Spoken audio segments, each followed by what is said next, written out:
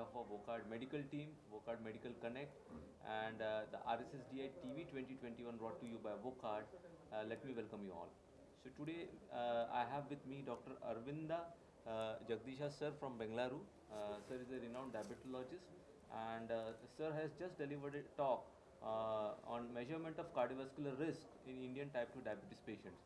So sir, welcome to the show.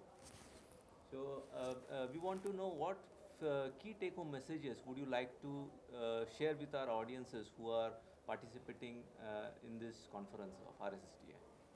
Yeah, we had an interesting talk today, measurement of CV risk in Indian type 2 diabetes patients. As you all know, like cardiovascular event is more in type 2 diabetes patients. They are more prone for heart attack or angina or stroke like that. So, most important thing is how to assess a person of type 2 diabetes is going to have an heart disease.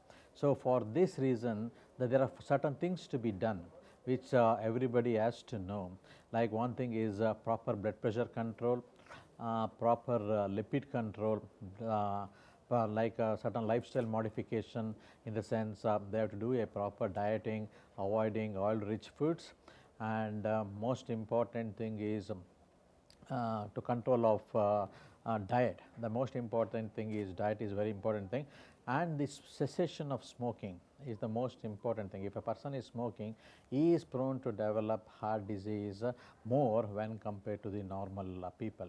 So, the key take home message from my talk is cardiovascular disease is more in type 2 diabetes patients, that we should all be understandable and give importance to that.